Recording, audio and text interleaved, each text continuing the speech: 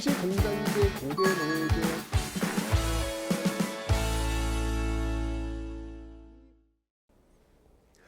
네, 안녕하세요 여러분들. 역사는 최태성.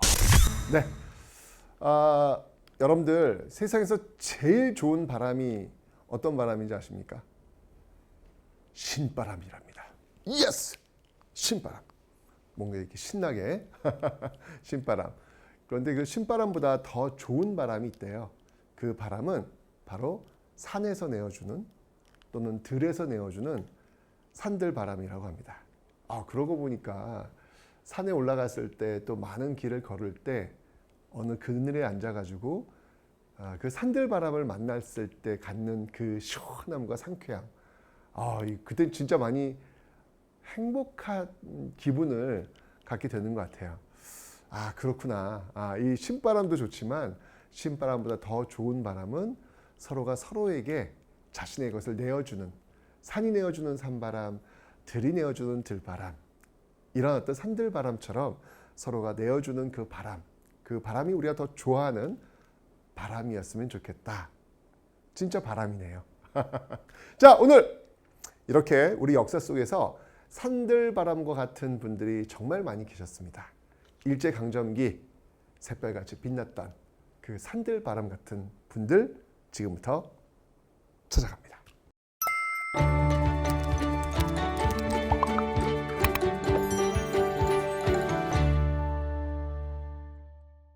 자, 10년대입니다. 10년대는요, 일단 기본적으로 일제의 그 무단 통치, 헌병 경찰 통치, 태형, 직결 처분이 있었던 그런 시대다라는 것을 배웠단 말이죠. 자, 그런 분위기 속에서 사실 국내, 이 1910년대 그 저항의 모습들을 이렇게 국내와 국외로 나눠서 볼 텐데, 먼저 국내 같은 경우에는 이 헌병 경찰 통치라고 하는 이 분위기 속에서 공개적으로 통치하기 좀 공개적으로 활동하기는 쉽지는 않았을 겁니다. 그래서 1910년대는요, 보시면 알겠지만 이렇게 비밀 결사 형태, 비밀 결사 형태로 접근을 하고 있더라. 아무래도 무단 통치니까 공개적으로 활동하기는 좀 어려웠겠죠. 조심조심 자기들끼리 이렇게 모여가지고 나라의 독립을 찾고자 하는 어떤 그런 움직임이 보였던 시기. 반면에 국외는요, 이 국외, 압록강을 건너간 이 국외는요, 여긴 뭐 일본은 아니니까 나름대로 이곳에서 이후 바로 이 땅 한반도를 독립시킬 수 있는 그런 꿈을 꾸는 그런 공간이었죠. 그 꿈을 꾸는 공간, 여기에서는 바로 이렇게 독립운동기지, 독립운동기지, 여기서 이제 뭐 학교도 만들고 뭐 군인들도 양성해가지고 얘들이 총을 들고 나중에는 잃어버린 조국을 되찾기 위한 그런 움직임, 이런 어떤 독립운동 기지가 있었다. 그래서 국내에서는 비밀결사요, 국외에서는 독립운동 기지를 건설하고 있었다라고 하는 부분들을 여러분들 좀 정리를 해 놓으시면 되겠습니다. 됐죠? 자, 그럼 이제 하나씩 볼게요. 1910년대 무단 통치하에서 비밀결사 형태로 어떤 활동들이 있었는지 한번 살펴보겠습니다. 자, 먼저 여러분들, 우리는 이제 한말 만들어진 애국개몽 운동단체, 비밀결사단체, 아주 중요한 단체를 우리는 기억하고 있습니다. 바로 신민회라고 하는 조직이 있습니다. 그죠? 신민회라는 거, 이거 배웠어요. 애국개몽 운동단체로서. 이 신민회, 뭐 대성학교, 오산학교, 뭐 평양 자기회사, 태극서관, 그리고 독립운동 기지를 건설하려고 했던 이 신민회. 자, 이 신민회는요,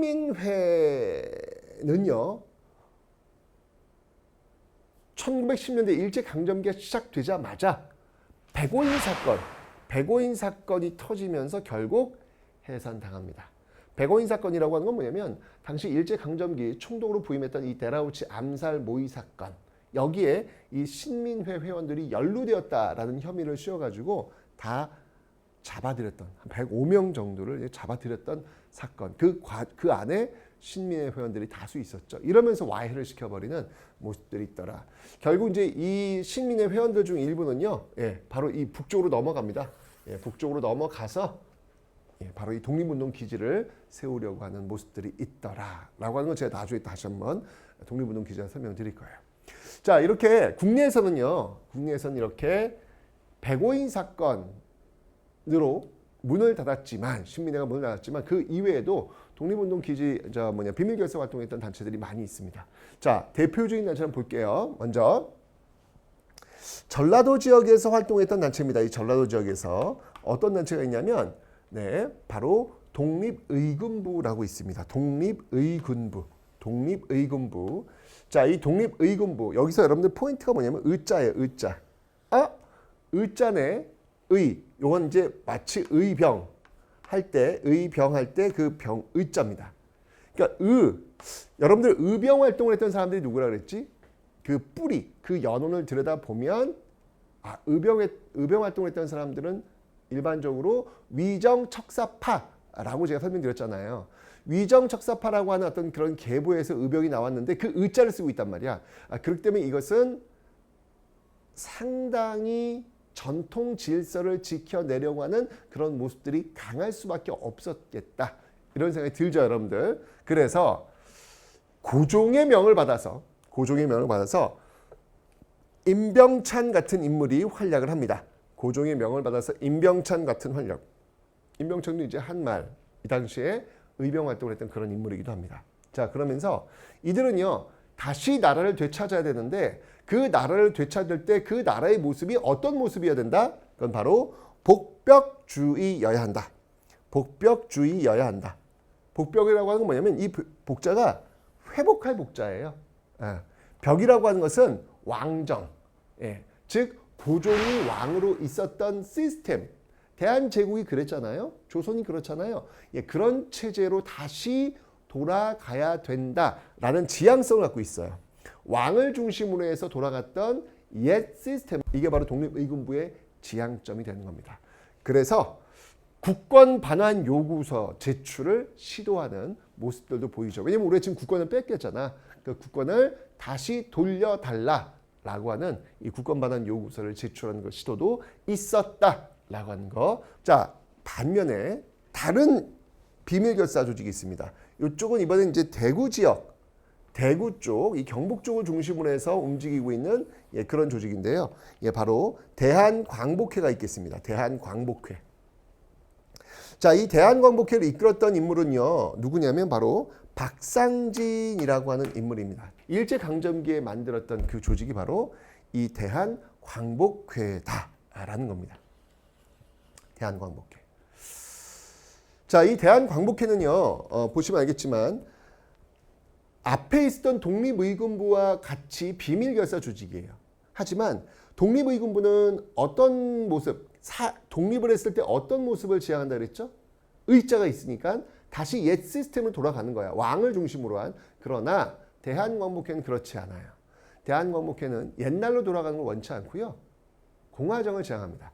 여러분들 공화정이 어떤 곳인가요? 지금 우리나라 영문이 뭐예요? Republic of Korea. 우린 공화국이, 리퍼블릭이라는 게 공화국이라는 얘기잖아요. 우린 공화국에 살고 있습니다. 왕이 없습니다. 국민이 대표를 뽑아서 그에게 대통령이라고 하는 정치적 역할을 위임할 뿐입니다. 국가의 주권은 국민에게 있습니다. 이게 바로 공화국의 작동 원리입니다. 바로 이 대한광복회는 이 공화정을 지향했던 것이죠. 어찌 본다면 독립의군부는 과거를 지향했다면 이 대한광복회는 미래를 지향하고 있다. 이렇게 볼 수도 있겠네요. 자, 그래서 이 박상진, 결국 박상진은 이 대한광복회를 이끌다가 결국은 잡혔고 그의 약속대로 일본 판사 앞에 앉아서 사형을 언도받았던, 그리고 형장의 이슬로 사라졌던 그 인물이 바로 박상진입니다. 자, 그래서 이 박상진은요, 이런 어떤 활동들을 했는데요. 주로 사실 이 대한광복회는 어찌 보면 1920년대 엄청나게 활동했던 조직이 있어요. 그 조직이 바로 의열단입니다. 바로 이 친일 또는 이 일본 관리들, 일본 건물들 총으로 쏘거나 폭탄을 던져가지고 제거했던 그런 역할을 했던 의열단, 영화 암살, 영화 밀정 그 주인공들 아니겠습니까? 그 의열단에 어찌 보면 영감을 주었던 조직, 이 조직이 대한광복회가 아닐까라는 생각이 들어요. 친일 보호를 처단한다든지 뭐 이런 모습들, 또 만주에 또 사관학교를 세우려고 했던 내용들, 이런 내용들을 이 대한광복회가 공유하고 있더라. 그래서 여러분들 1910년대 국내에서 비밀결사로 활동했던 복벽주의를 지향했던 이 독립의군부와 공화정을 지향했던 대한광복회를 꼭 기억하시라라는 말씀을 드리겠습니다. 됐죠? 자, 이제 국외를 한번 보겠습니다. 한반도 안에서 국내에서는 비밀결사 조직으로서 독립외교본부와 대한광복회를 봤고요. 이제 국외를 한번 보도록 하겠습니다. 자, 이 국외의 어떤 인물들, 정말 산들바람과 같은 그런 역할을 했던 사람들이 너무나도 많이 있습니다. 자, 일단 위치를 한번 볼게요. 여러분들 여기 지금 여기 경계선이 보입니다. 압록강 경계선 보이는데 요 넘어, 그러니까 어찌 보면 옛날 그 고구려 영토, 그리고 만주 지역이라고 볼 수 있겠죠. 여기를 이제 뭐라고 불렀냐면 어찌 보면 남만주 지역일 것 같은데 이 지역을 우리는 간도라고 불렀어요. 여기 이 일대를 간도라고 불렀어요. 간도라고. 그래서 간도긴 간도인데 서쪽에 있는 간도라고 해서 서간도 지역. 서간도 지역. 그리고 북쪽에 있는 간도라고 해서 북간도 지역. 네. 이렇게 불렀습니다. 그래서 위치를 좀 봐주세요. 서간도, 북간도. 서간도, 북간도. 그 다음에 이쪽 있죠? 여기 지금 어딥니까? 여기. 네, 여기 블라디보스토크. 바로 연해주가 되겠습니다. 네. 자, 국외에 우리가 기억해야 될 곳이 서간도 지역, 위치를 봐주세요. 북간도 지역, 그 다음이 연해주 지역, 블라디보스토크, 기억을 좀 해놓으시면 되겠습니다. 하나씩 한번 살펴보도록 하겠습니다. 자, 먼저 서간도 지역입니다. 자, 이 서간도 지역, 아까 제가 신민회가 와야 됐다고 그랬는데 그 신민회 회원들 일부가 이 서간도 지역으로 자신의 모든 재산을 정리하고 떠나갑니다. 그러면서 이곳에다가 바로 이제 항상 여러분들 우리 민족이 타지로 갔을 때 제일 먼저 세우는 건물이 뭔지 아세요? 정말 감동스럽게도 늘 먼저 세우는 것은 아이들의 학교입니다. 아유, 정말 예나 지금이나 이 교육열은 정말 나라가 이뤄도 교육열이야. 나라가 이뤄도. 그죠? 항상 거기서 중심을 해요. 경학사 이름도 여러분들 열심히 일하면서 공부하는 어떤 그런 기구라는 뜻 아니겠습니까? 그죠? 이런 경학사를 만드는 데 있어가지고 뭐 땅도 필요할 것이고 또 사람도 필요할 거 아니에요. 그런 것들을 지원했던 그 대표적인 인물이 누구냐면 여기에 이회영 선생이 있고요. 이회영 선생이 있고요. 우리나라 초대 국무령이라고 할 수 있는 석주 이상용 선생. 이런 분들이 있습니다. 이회영, 이상용 이런 분들이 있는데 자, 그래서 이분들이 이제 이 모든 걸 다 투자해가지고 이제 나중에 이제 만든 학교 이게 신흥 강습소에서 출발하는데요. 이 학교 이름이 바로 신흥을 기억하세요. 새롭게 일어나는 바로 무관학교, 육사 같은 그런 걸 만든 거예요. 이 신흥 무관학교 출신들이 나중에 이제 서로 군정서, 군대의 이름이라고 보시면 됩니다. 서로 군정서를 만들게 되는 것이죠. 이런 것들을 하나 지금 이렇게 만들어 놓고 있다는 거, 이거는 정말 삶을 바칠 만한 어떤 그런 곳이구나 라고 어떤 그런 생각이 드네요. 서간도 지역의 신흥 무관학교 기억해 주시기 바랍니다. 자, 이번에 여러분은 북간도 지역을 한번 가보겠습니다. 북간도 지역. 여기에 이제 넘어갔던 그 분들 중에서 뭐 우리 예전에 한번 얘기했을 거예요. 대표적인 분들, 명동학교를 세웠던 김야견 같은 분들. 이분도 역시 마찬가지예요. 김야견 이분도 이 재산 다 팔아가지고 노비 다 데리고 이곳에 가가지고 정착을 하면서 이 학교를 세웠던 곳입니다. 명동학교입니다, 여러분들. 명확합니다. 밝힐 명자예요. 동쪽을 밝히는 학교. 동쪽이 어디겠습니까? 바로 어두운 식민지를 살고 있는 바로 우리 아니겠습니까? 우리를 다시 밝힐 수 있는 그런 인재를 길러내는 학교. 명확하게 교육과정이 이미 이름 속에 나와 있습니다. 이 명동학교. 특히 여기 이제 이 대종교가 중심이 되어서 만든 조직이 있습니다. 중광단이라고 하는데요. 대종교는 여러분들 단군을 믿는 종교입니다. 그죠? 뭐 요즘 뭐 단군 믿는 종교하면 또 사람들이 좀 많은 성별 갖고 있어요. 뭐 도를 아십니까? 이쪽 연결됩니까? 뭐 이런 질문도 막 들어오는데 여러분 이 당시는 일제강점기예요. 일제강점기에 어떤 우리의 뿌리를 찾으려고 하는 어떤 그런 종교로서의 힘, 이건 분명히 있습니다. 그래서 단군을 믿는 이 대종교가 중심에서 중광단을 만들었고요.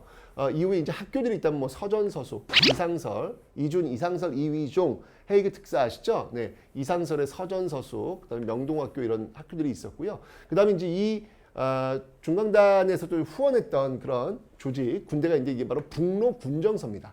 북로군정서. 북로군정서 하면 여러분 1920년대 청산리 대첩의 주력 부대. 김좌진 장군이 이끌었던 그 부대입니다. 네, 바로 이렇게 싸들고 돈을 다 이곳에서 퍼부으면서 만들었던 그 독립운동 기지들, 그 기지들에서 이런 군대가 만들어졌고 그들이 이제 20년대 들어서 항일무장 투쟁의 선봉에 서게 될 겁니다. 자, 그리고 또 있습니다. 대한독립군도 있습니다. 이 대한독립군은요, 바로 홍범도 장군, 나르는 호랑이 홍범도 장군, 바로 봉오동 전투의 승리를 가져왔던 그 주력 부대가 바로 이 대한독립군이죠. 이 대한독립군도 또 이 북간도 지역에서 또 양성이 되고 있습니다. 정말 멋진 그런 모습들이 나오고 있죠. 자, 이뿐만 아니라 연해주도 한번 가보겠습니다. 연해주에서는요, 굉장히 많은 사람들이 이곳에 이주해서 새로운 한인들이 사는 동네. 그래서 동네 이름이 아예 신안촌이야, 신안촌. 와, 그냥 때로 간 거야, 때로. 때로 가서 이 지역에서 정착하는 그런 모습들이 있었죠.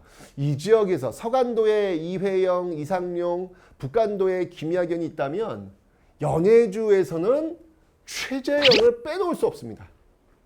최재형을. 여러분들이 최재형이라고 하는 사람은요, 놀라지 마세요. 바로 이토 히로부미를 사살했던 안중근. 그 안중근의 모든 자금을 댔던 인물이 바로 최재형입니다. 여러분들이 이 안중근만 기억을 하고 있는데 안중근과 함께 꼭 기억해야 될 분이 바로 이 최재형 선생이에요. 그래서 여기서 이제 권업회라는 것도 만들고요. 권업신문이라고 말 그대로 서로 서로 일하는 것들을 권하면서 열심히 살자는 얘기 아니겠습니까? 그죠? 이런 것들도 만드는 어떤 그런 모습들. 네. 그리고 어찌 보면 일종의 어떤 최초의 임시정부라고 할 수 있는 대한광복군 정부도 이곳에서 만들어져요. 이게 다 이상설, 여기도 지금 이상설이 있었잖아요. 북한도 이상설 왔다 갔다 정말 저기 저 네덜란드 헤이그까지 정말 이 지구를 그냥 왔다 갔다 하면서 독립운동했었던 그런 분입니다. 여기도 오셨네요. 근데 이런 어떤 모든 것들의 자금줄이 최재형이에요. 다 모든 자금을 대줬던 인물이 바로 이 최재형 선생이다. 결국 이제 나중에 3.1운동 이후에 임시정부가 많이 들어섰는데 연해주 지역에서도 대한국민의회라고 하는 임시정부가 들어서게 될 겁니다. 일단 기억을 좀 해놓으시면 되겠네요. 자, 이렇게 해서 서간도 지역의 대표적인 신흥무관학교, 북간도 지역의 북로군정서 대한독립군. 그러니까 학교가 있고 군대가 있는 거예요. 독립운동 기지는요, 기본적으로 갖춰야 될 그 구성이 학교와 군대입니다. 그리고 이곳 연해주에서도 또 이렇게 권업회와 같은 그런 조직이 있었고 정부, 대한광복군 정부와 대한국민의회가 만들어지고 있었다라는 걸 봐주시면 되겠네요. 됐죠? 바다 건너 좀 더 가보겠습니다. 자, 미국 본토. 미국 본토에는요, 대한인국민회, 안창호를 중심으로 한 대한인국민회라는 게 만들어집니다.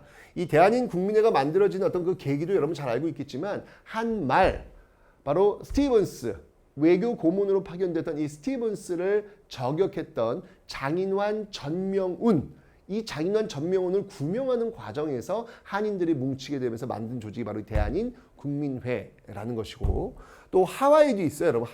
하와이는요, 박용만을 중심으로 한, 개그맨 김용만이 아니고요, 박용만입니다. 이 박용만을 중심으로 한 대조선 국민군단이 있습니다. 야, 여러분, 이게 군단이야. 대박이지 않습니까, 여러분들? 미국에 군대가 있었던 거야. 와, 나라를 지키기 위해서 군대를 만든 이런 모습들 놀랍죠? 또 있어요, 여러분들. 멕시코에는 여러분들 뭐가 있냐면 숙무학교라는 게 있어요. 숙무학교.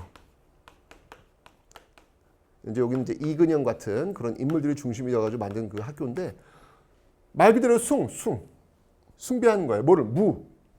무를 숭배하는 학교. 그러니까 군인 양성이라는 얘기죠. 그죠?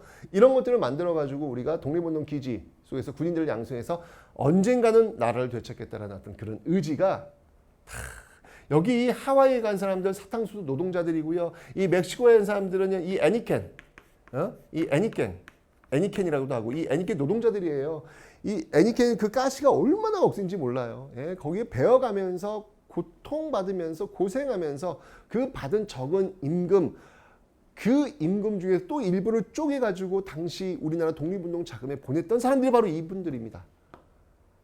정말 가난해서 이쪽으로 오신 분들이거든요. 나라가 해준 게 별로 없어요. 그럼에도 불구하고 그 나라를 위해서 이렇게 모든 것을 바쳐냈던 분들이 있었기에 여러분 명심하세요. 이분들이 있었기에 지금의 우리가 있는 겁니다.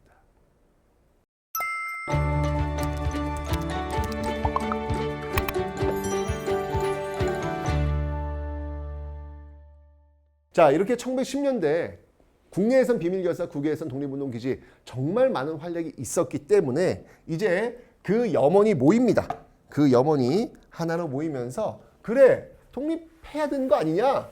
라고 하면서 그 염원이 모이게 되죠. 자, 근데 이때 또 1910년대 전 세계적으로도 굉장히 큰 사건, 일대 사건이 하나 벌어집니다. 예, 그게 뭐냐면 바로 1차 세계대전이죠. 1914년부터 1918년 동안 벌어졌던 1차 세계대전. 다 죽은 거야. 그만큼 어마어마한 전쟁. 그 전쟁이 이제 끝나갑니다. 끝나가요. 예, 독일의 패망으로 끝나간 어떤 그런 모습, 독일의 모습들. 자, 그러면서 회의가 열려요. 그게 뭐냐면 바로 파리 강화회의입니다. 이 파리 강화회의가 열렸는데 이때 미국 대통령 윌슨이 민족 자결주의라는 것을 외치게 됩니다. 민족 스스로 결정하도록 하자. 식민지 이런 거 이제 그만하고 그냥 민족 스스로 결정하도록 하자. 이런 얘기를 해요. 근데 여러분 여기서 주의할 게 있어요. 이 파리 강화회의에서 이야기하는 그 민족이라고 하는 개념은 어떤 개념이냐면 패전국의 식민지를 얘기하는 거예요. 그러니까 패전국의 식민지들은 그냥 너희들 알아서 그냥 스스로 결정해서 독립을 하려면 독립을 하고 말려면 말고 그렇게 하라는 이야기예요. 근데 중요한 건 1차 세계대전 때 일본이 줄을 잘 서가지고 승전국 쪽에 줄 섭니다. 즉 일본의 식민지였던 우리는 파리 강화회의에 사실 해당 사항이 있다 없다? 없다라는 거예요. 그런데 그러니까 없으니까 그럼 아무것도 안 해? 그거 아니잖아. 어떻게든 그 작은 희망에 실오라기 하나 붙들고 우리는 나가야 될 거 아니겠습니까? 그죠? 자, 그래서 이때 굉장히 많은 활동들이 있어요. 독립선언도 나오고 뭐 많이 나오는데 대표적인 것들을 한번 좀 볼게요. 먼저 이 대동단결선언이라는 게 있습니다. 대동단결선언. 이 대동단결선언은 1917년도 나온 건데요. 이 대동단결선언은 어디서 나왔냐면은 상하이. 상하이에서 나왔고요. 이후에 대한독립선언이라고 있어요. 대한독립선언. 대한독립선언. 요거는 이제 1919년도에 나왔습니다. 이 대한독립선언을 우리는 무오독립선언이라고도 합니다. 이 원래 이제 무오년은 1918년이거든요. 근데 이게 음력 계산에 가서 그런 거고요. 1919년 양력 계산하면 1919년 2월 1일이 되겠습니다. 그래서 사실 이제 무오 독립선언이라고 얘기하면 좀 안 되는데 그렇게 알고 있죠. 이건 이제 만주 지역에서. 그리고 일본에서 나왔던 바로 28 독립선언. 그리고 서울에서 나왔던 3.1 운동. 이렇게 순서대로 1, 2, 3, 4. 이렇게 연결이 되는 거예요. 그러니까 이제 정말 우리를 둘러싼 이 주변에서 이 독립선언에 대한 어떤 그 열망이 계속해서 지금 불어오고 있는 모습들이 지금 나타나고 있더라라고 하는 것이죠. 확실히 기회는 기회구나라는 게 느껴집니다. 자, 그리고 이 윌슨의 민족자결주의가 나오면서 바로 이 파리 강화회의 김규식을 파견해요. 김규식 좀 잘 기억해 두세요. 이분 정말 대단하신 분입니다. 우리 그 현대사, 근현대사, 이분의 삶 자체가 근현대사야. 나중에 이제 이분은요, 대한민국 임시정부의 부주석도 연임하시고요. 광복되고 나면 여운형과 함께 좌우합작 운동도 전개하시고요. 또 이후에 김구와 함께 남북협상도 전개하시는 그런 정말 삶 그 자체가 독립운동이고 삶 그 자체가 조국건설 여기에 매진했던 그런 분입니다. 이분이 파리 강화회의 왜 갔냐고요? 네, 8개국어를 할 줄 압니다. I cannot speak English very well. 영어도 잘 못하는데 우와 갈만하네요. 그죠? 김규식을 파견해가지고 여기서 우리의 어떤 독립을 알리는 그런 역할을 했던 것이죠. 자, 이런 어떤 그 선언들 속에서 와 이번에는요 일본 도쿄에서 일본 도쿄가 어디입니까? 일본의 심장 아니겠습니까? 거기서 이제 유학생들이 이들이 도쿄에서 28 독립선언 1919년 2월 8일 날 독립을 선언한 거예요. 대박! 엄청난 거죠. 아우, 야, 안 무서웠을까? 어떻게 여기서 이렇게 이 일제강점기 식민 통치가 이어지고 있는 그 시점에 어떻게 그런 생각을 했을까? 이런 분위기 속에서 이제 우리도 1919년 3.1운동, 바로 김이독립선언서가 낭독이 됩니다. 그때 이제 마침 고종의 인산일, 여러분들 기억하세요? 순종의 인산일, 나중에 이제 고종의 아들이죠. 순종의 인산일이 이제 계기가 된 거는 60만 세 운동입니다. 60만 세. 이거 1926년 60만 세 운동이거든요. 예, 고종의 인산일입니다. 고종의 인산일은 3.1 운동과 연결되어 있습니다. 고종의 인산일을 이용해가지고 사람들이 많이 모일 테니까 장례식 때 여기서 우리 독립의지를 좀 구현하자라고 얘기했던 거죠. 그래서 민족 대표 33인이 기획을 합니다. 천도교는 여러분 잘 알고 있죠. 예, 바로 동학. 예, 동학을 이름을 바꾼 거예요. 동학을 이름을 바꾼 게 이제 천도교입니다. 이 천도교, 그다음에 개신교, 불교 이런 대표들이 모여가지고 이야기를 합니다. 자, 맨 처음에 이제 비폭력으로 시작이 되었죠. 기획이 되었죠. 그런데 뭐 이게 일제가 뭐 엄청나게 막 탄압을 받다 보니까 여러분 그 유관순 같은 경우에는 가족들이 같이 독립만세 나왔는데 그 자리에서 아버지 죽고 막 어머니 죽고 막 난리도 아니잖아요. 그런 과정 속에서 어떻게 태극기만 흔들고 있겠습니까? 그건 불가능한 일이에요. 이러면서 시간이 흘러가면서 이제 폭력적인 어떤 모습으로 바뀔 수밖에 없는 그런 모습이 나옵니다. 일제가 이제 이걸 이제 찍어 누르려고 이 대표적인 어떤 그 포갑적인 어떤 사례가 바로 제암리 학살 사건이죠. 제암리에 가가지고 일본 헌병들이 교회당의 사람들, 남자들 다 불러 모으죠. 뭔가 좀 뭐 이야기할 게 있다. 불러 모은 다음에 문을 다 걸어 잠그고 그냥 바로 불을 질러 버립니다. 이게 바로 제암리 학살 사건. 여기서 끝나지 않아요. 그 바로 옆 동네 고주리까지 갑니다. 고주리에서 또 사람들을 또 그렇게 학살하죠. 그래서 제암 고주리 학살 사건. 너무 가슴 아픈 그런 모습들. 이런 어떤 제암 고주리 학살 사건을 또 외국에 알렸던 그 인물 스코필드, 파란 눈의 한국인이라고 하는 이 스코필드가 당시 다리가 좀 안 좋았거든요. 근데 그 안 좋은 다리, 이거 절뚝거리면서 가야 되는데 그 안 좋은 다리를 끌고 자전거를 타고 이곳에 가서 이 제암 고주리 그 불타버린 정말 그 교회당 그 안에 막 널려 있는 그 시신들의 사진을 찍어가지고 외국에 알립니다. 이러면서 일본의 만행을 외국에 알렸던 그런 대표적인 인물이 또 이 스코필드죠. 자, 어쨌건 이 3.1운동은요, 거족적 민족 항쟁. 당시 인구가 2천만이라고 하는데요. 거의 한 200만이 나왔다고 하죠. 그러니까 200만이라고 하는 얘기는 뭐냐면 거의 집집마다 한 명씩 다 나왔다는 이야기예요. 그건 당시 대가족이었으니까. 저는 그래서 3.1운동은 독립운동일 뿐만 아니라 바로 민주주의 운동이었다. 실제로 여러분들 3.1운동의 영향이 뭐예요? 여러분 지금 어느 나라에 살고 있습니까? 대한민국에 살고 있죠. 대한민국이란 이름을 탄생을 시켜요.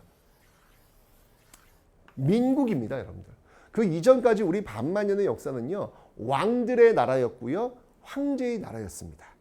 국가의 주권은 왕에게 있었고요, 황제에게 있었습니다. 그런데 이 3.1운동, 광장에 이 많은 시민들이 쏟아져 나오면서 이때부터 우리는 민의 역사, 민국의 역사를 처음으로 쓰기 시작합니다. 이제 제국에서 민국으로 넘어갔음을 선언했던 사건, 이 사건이 바로 3.1운동이다. 3.1운동 이전에 살고 있던 사람들을 우리는 왕의 황제의 보호를 받으면서 보살피를 받고 있는 백성이라고 우리는 불렀습니다. 하지만 3.1운동 이후에 살고 있는 사람들을 우리는 백성이라고 부르지 않아요. 우리는 그들을 시민이라고 부릅니다. 국가의 주권자로서의 그 시민을 우리는 3.1운동을 계기로 해서 만나게 된 것이죠. 민국의 탄생, 시민의 탄생. 여러분 지금 우리는 대한민국에 살고 있고 우리는 대한민국의 주권자, 시민이지 않습니까? 그게 언제부터냐고요. 바로 3.1운동. 그래서 이 3.1운동은 우리 역사에서 너무나도 중요한 가치가 있는 사건이다라는 것이죠. 자, 이 대한민국 임시정부가 들어섭니다. 여러분 대한민국의 이름이 언제 만들어졌냐면요. 1919년 4월 11일이에요. 예, 생일이야, 생일. 대한민국이라는 이 이름의 생일. 이 정도 여러분 기억하고 있어야죠. 그죠? 대한민국 임시정부가 이제 상하이에서 만들어지는데 상하이뿐만 아니라 아까 제가 설명드렸죠. 연해주 지역에 대한국민의회가 있었다. 연해주인 대한국민의회, 상하이에서는 상하이 임시정부, 그 다음에 이제 또 이 서울에서도 한성이잖아요. 한성에서도 한성정부가 만들어집니다. 그래서 대한국민의회, 한성정부, 상하이정부 요 세 개가 있었는데 이걸 다 통합을 해요. 통합을 해서 상하이에 대한민국 임시정부가 만들어지고 있더라.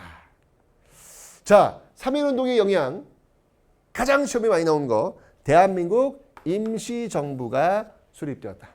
두 번째, 일본이 깜짝 놀랐어요. 어? 야, 이 무단 통치로 그냥 태형 때리면서 그냥 윽박 지르면 말 들을 줄 알았더니 아니야. 대박. 이러면서 무단 통치에서 이제 소위 문화 통치로 이름을 바꿉니다. 중국에서도요. 와, 아니 한반도에서 저기 한민족이 저기 들고 있는데 우리는 뭐야? 우리도 일본의 반식민지 되는 거 아니야? 우리도 들고 일합시다. 중국의 오사운동에도 영향을 미칩니다. 이만큼 이 3.1운동은요. 전 세계적으로도 굉장히 큰 영향을 미치고 있는 사건이었다.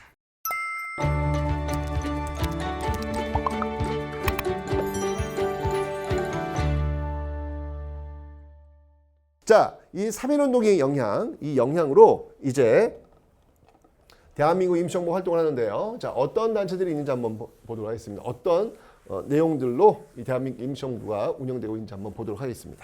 자, 어쨌든 4월 11일입니다. 자, 대한민국 임시정부가 이제 이렇게 만들어지는데요. 대한민국 임시정부의 역사적 의의입니다. 바로 최초의 삼권 분립. 최초의 삼권 분립. 이거 뭐냐면 이제 입법, 사법, 행정이 나뉘어져 있다는 얘기죠. 지금 대한민국의 모습 아니겠습니까? 그래서 임시의정원, 법원, 국무원 이렇게 나뉩니다. 임시의정원은 입법, 법원은 사법, 국무원은 행정 나뉘는데 자, 여러분들 임시의정원 이거 기억해 주세요. 굉장히 중요한 키워드입니다. 사료에 임시의정원이라는 말이 나오면 아, 이거 대한민국 임시정부 얘기하는 거구나. 어떻게 빡 오시면 되겠습니다. 임시의정원. 임시의정원. 초대 국회의장. 초대 국회의장이 누구냐면 바로 이동영 선생이에요. 이쯤은 좀 알고 있어야지. 그죠? 초대 국회의장. 그래서 여러분 지금 국회의사당 가시면요. 거기 이동영 선생의 그 흉상이 있습니다. 그걸 계승하는 거죠. 우리 헌법적 가치가 대한민국 임시정부를 계승하고 있기 때문에 그런 어떤 그 연결고리가 있습니다. 자, 이 대한민국 임시정부는요. 공화정입니다. 공화정. 공화정이고요. 초대 대통령은 이승만. 네, 이렇게 나오죠. 일단 지금 이게 상하이에 있단 말이에요. 상하이에 있기 때문에 상하이에서 이 한반도와 연결이 될 거 아니에요. 그래서 그 조직이 필요했죠. 그 만든 조직이 바로 연통제와 교통국이라는 거예요. 연통제. 이건 뭐냐면 행정 조직이라고 보시면 돼요. 이 땅 이 한반도에서 우리가 독립을 쟁취하기 위한 행정 조직, 연통제. 교통국이라고 하는 것은 뭐냐면 정보기관이라고 보시면 되는 거예요. 서로 교통, 서로 이러면서 독립운동 자금이라든지 이런 것들이 서로 오고 가겠죠. 이런 모습들이 지금 나타나고 있더라. 이 교통국이 설치된 곳이 어디였냐면 그 난동, 그 압록강으로 넘어가는 그 길목에 있어요. 거기에 이륙양행이라는 것을 만들어서 위장한 거죠. 이게 교통국인데 이륙양행, 물건을 사고 파는 어떤 그런 곳으로 위장을 해가지고 이런 것들을 운행하는 어떤 그런 모습들이 있었습니다. 특히 이 대한민국 임시정부에 굉장히 많은 자금줄, 미주 지역에서도 굉장히 자금이 많이 들어오고 있고요. 그 다음에 국내에서는 어디를 통해서 많이 들어오냐면 이 백산상회라는 곳이 있어요. 여기 부산에 있었던 곳인데 이 백산이 누구의 호냐면 바로 안희제. 백산 안희제 선생. 안희제 선생을 통해 가지고 자금을 되는 건데 사실 이 안희제 선생에게 이 돈을 끊임없이 댔던 인물이 누구냐면 경주 최부자댁이에요. 경주 최부자댁. 여러분 경주 최부자댁 들어보셨나요? 네? 경주 최부자집. 뭔가 좀 이렇게 익숙하지 않나요? 어딘가 들어본 것 같죠? 네, 우리 집안. 경주 최씨. 자랑스러워요. 경주 최씨 이야기 때문에 자랑스러워요. 대한민국 뭐 이런 말이 있어요. 이렇게 흘러 들어간 돈이 바로 대한민국 임시정부의 거의 60%나 되는 독립운동 자금줄이었다. 어마어마한 돈이 들어갔다. 이 중에 반만이라도 독립운동 자금 간다면 난 이걸로 오케이다. 라고 생각을 했거든요. 그러나 10원 하나 빠지지 않나. 그리고는 결국 안희제의 그 무덤이 있는 곳을 향해서 이 최준 선생이 정말 대성통곡을 하면서 미안하다고 내 마음속에 그 작은 의심 하나 있었던 거 너무 미안하다고 울었던 그런 마음. 이게 바로 독립운동의 마음이었던 것 같아요. 이런 마음들이 모이고 모였기 때문에 지금의 우리가 있는 게 아닌가 이런 생각이 듭니다. 너무 감동적이지 않습니까, 여러분들? 그죠? 이게 얼마나 일제강점기 얼마나 멋있어. 치욕의 역사라고만 여러분들 그냥 치부하지 않았으면 좋겠어요. 정말 그 비정상적인 어떤 상황을 정상으로 돌려내기 위해서 정말 이렇게 빛났던 샛별처럼 빛났던 너무나도 많은 사람들이 있단 말이죠. 자, 이 대한민국 임시정부는요 그런 독립 자금을 받아가지고 뭐 독립신문 여러분 독립협회만 있는 게 아니에요. 대한민국 임시정부에도 독립신문이 있습니다. 그다음에 임시사료 편찬, 그러니까 우리 어떤 역사를 좀 정리해야 되겠죠. 그다음에 또 그 구미위원부, 요건 이제 미주 지역에 구미위원부를 만들어가지고 여기서 이제 활동했던 인물은 이제 주로 이승만이 활동을 합니다. 예, 이렇게 활동을 지금 하고 있었다라고 하는 모습들 봐두시면 되겠네요. 저 전방위적으로 활동을 했는데 일제가 가만두겠냐고. 그냥 막 초토화 시킵니다. 막 연통제 초토화, 교통국 초토화, 난리도 아니었죠. 결국 이제 이런 과정 속에서 대한민국 임시정부는 위기를 맞이하니까 이걸 어떻게 해야 될 것이냐. 노선에 대해서 사실 이 대한민국 임시정부가 상하이에 있었던 이유는 외교를 통해 가지고 우리의 독립을 쟁취하겠다는 어떤 그런 의지가 컸는데 별로 성과가 나오질 않는 거예요. 그래서 앞으로 우리는 어디로 가야 될 것이냐라고 해서 1923년 분기점이 되는데요. 바로 국민대표회의를 엽니다. 이 국민대표회의에서는요. 창조파와 개조파로 대립을 하게 되는데 이 창조파의 대표적인 인물이 신채호 선생님, 단재 신채호 선생, 독사 신론, 민족주의 사학자, 네, 이 신채호 선생. 그다음에 이 개조파의 대표적인 인물이 바로 이 안창호, 아까 그 미주 지역에서 그 만들었던 그 활동했던 그 조직들이 있다고 그랬죠. 네, 그런 것들을 연결됐던 이 안창호 이렇게 모였는데 이 국민대표회의에서 결론이 안 나요. 안 나면서 굉장히 많은 독립운동가들이 이탈하게 됩니다. 특히 이때 이제 신채호와 창조파들이 주장했던 모양이 뭐였냐면 이 이승만의 어떤 이승만이 대한민국 임시정부 상하이에 안 와. 뭐 거기서 활동을 안 해 거의. 뭐 하는 거냐? 대통령이 지금 뭐 하는 거냐? 게다가 또 이 이승만이 국제연맹에 또 이승만이 또 이 청원을 넣네. 위임 통치. 우리를 국제연맹이 통치하게 해주세요. 미친 거 아니야? 이쪽에서 얘기를 하는 거야. 이게 대통령이 할 짓이야? 라고 하면서 결국 이승만을 탄핵을 시킵니다. 탄핵을 시켜요. 이런 어떤 그 좀 이렇게 뭔가 이렇게 불안정한 어떤 그 모습들이 이어지게 되는 거예요. 자, 그러면서 자 보세요. 자, 1925년도에 이승만을 탄핵시킵니다. 그러면서 잠깐 이 박은식 역사학자죠. 예. 유교 구신론을 썼던 그 이 박은식이 잠깐 대통령이 올랐는데 이건 뭐 지금 이승만이 탄핵 자리에 비었기 때문에 어쩔 수 없이 지금 박은식이 올라간 거예요. 바로 헌법을 바꿔요. 바로 헌법을 바꿔서 대통령한테 힘을 실어주면 안 되겠다. 라고 해서 예, 국무령, 의원 내각제로 합니다. 의원 내각제. 대통령제에서 의원 내각제로 바뀌는 거예요. 그래서 초대 국무령에 아까 제가 말씀드렸죠. 석주 이상용 선생이 초대 국무령으로 자리를 잡게 되고 또 한 번 개헌을 합니다. 그냥 국무위원 집단 지도체제. 왜냐하면 자꾸 빠져나가다 보니까 사실 조직 자체가 남아있질 않다시피 해요. 예, 그래서 남아있는 사람만이라도 운영하자라고 해서 집단 지도체제를 또 바꿉니다. 그러다가 대한민국 임시정부 있긴 있는 거니? 왜 이렇게 활동을 안 해? 라고 이제 이야기가 돌기 시작하면서 그 당시 그 대한민국 임시정부를 끝까지 버티고 이겨내고 있었던 인물이 김구입니다. 김구가 조직을 하나 만들어요. 그게 뭐냐면 바로 한인애국단이라는 조직을 31년도에 만듭니다. 대한민국 임시정부가 살아있음을 우리가 활동하고 있음을 보여주는 조직이 바로 이 한인애국단이라고 볼 수 있겠죠. 여기서 활동했던 인물이 이봉창과 윤봉길이죠. 이봉창은 도쿄에서 일왕에게 폭탄을 투척했고요. 윤봉길은 상하이에서 그 당시에 또 이 천황 일왕의 생일이었거든요. 생일 기념식이었거든요. 예, 또 이 전승 기념식 거기다 냅다 폭탄을 던지죠. 흥커공원에서. 그죠? 특히 이 상하이 윤봉길 의거가 성공을 하면서 이봉창은 성공을 못하는데 성공을 하면서 중국 국민당 정부에서는요. 우와 뭐야 대단한데? 중국 국민당이 지금 일본과 싸워야 되는데 그 일본과 이렇게 싸우는 사람들이 있었어? 이게 조선이야? 대박. 밀어주자. 라고 해서 윤봉길 의거 이후에는 중국 국민당 정부의 전폭적인 지원을 받게 됩니다. 그러나 이제까지 상하이 시대를 종료하고, 왜냐하면 상하이에서 폭탄을 던졌기 때문에 더 이상 이곳에서 활동할 수가 없었어요. 프랑스 조계지여서 프랑스가 이제까지 봐주고 있었는데 이렇게 폭탄 투척까지 나오니까 도저히 이들을 안고 갈 수가 없는 거야. 그러면 이제 일본 측에서 너희들 우리 프랑스랑 전쟁하자는 이야기지, 이렇게 나올 수 있다는 얘기죠. 일본이 이런 사람들 빨리 넘기지 않으면 너희는 우리랑 전쟁하자는 이야기야. 결국은 더 이상 상하이에 있을 수 없으니까 중국 국민당 정부가 있는 곳을 향해서 떠납니다.